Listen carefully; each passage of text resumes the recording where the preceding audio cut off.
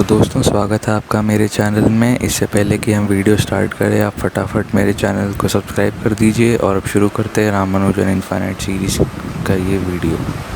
तो दोस्तों Ramanujan infinite series कहती है कि सभी नंबर्स का सम -1/12 आएगा। लेकिन अगर हमने नॉर्मल फार्मूला पढ़ा है तो 1 + 2 + 3 अप टू n × n + 1/2 आता है, जिसमें कि अगर n को इन्फिनाइट रख दूँ तो Sn की वैल्यू इन्फिनाइट हो जाएगी। लेकिन रामानुजन कहते हैं कि अगर इन्फिनाइट करूँगा तो वो सम -1/12 के बराबर होगा। अब ये एक्सप्लोर करते हैं कि ये आया कैसे।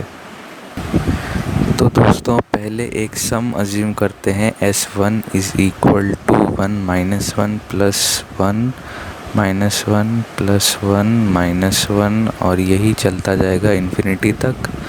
और अब अगर हमें ये पता है कि अगर इवन नंबर्स तक हुआ, टोटल नंबर ऑफ़ टर्म्स अगर इवन हुआ या ऑड हुआ, यही तो केस पॉसिबल है। तो इवन हुआ तो हमारा जो सम होगा उसकी वैल्यू 0 हो जाएगी, क्योंकि ये 0 ऐसे ही सारे के सारे पेयर अप हो जाएंगे।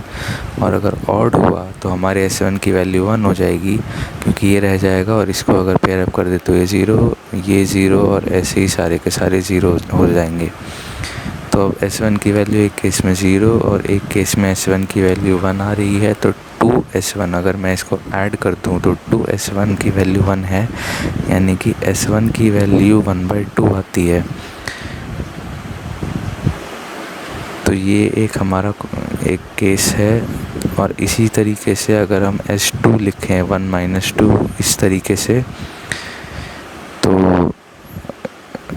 और इसी को मैंने एक पोजीशन खिसका के सीरीज़ को लिख दिया। और अब अगर मैं इसको ऐड कर दूँ 2S2 = 1 - 1 + 1 - 1 और ये यहाँ पे माइनस आएगा और ऐसे ये सीरीज़ चलती चली जाएगी। और इस सीरीज़ को हमने अभी डिराइव किया था 1/2, तो ये हो जाएगा 2S2 = 1/2। तो S2 की वैल्यू आ जाएगी 1/4। तो दोस्तों अब लिखते हैं हमारा एक्चुअल सम जो हमें चाहिए, वो है Sn = ये सीरीज़। और अब हम इसी के साथ लिख देते हैं हमारा S2 जो कि है ये सीरीज़।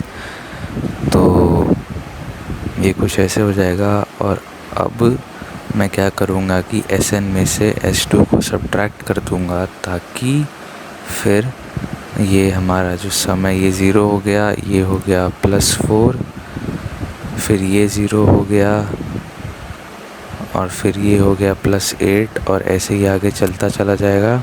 तो Sn - S2 = 4 + 8 + 12 + 16 + up to infinity.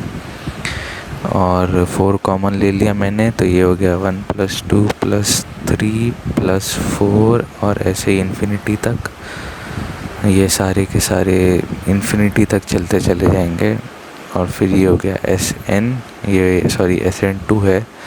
तो Sn - S2 = 4 × Sn।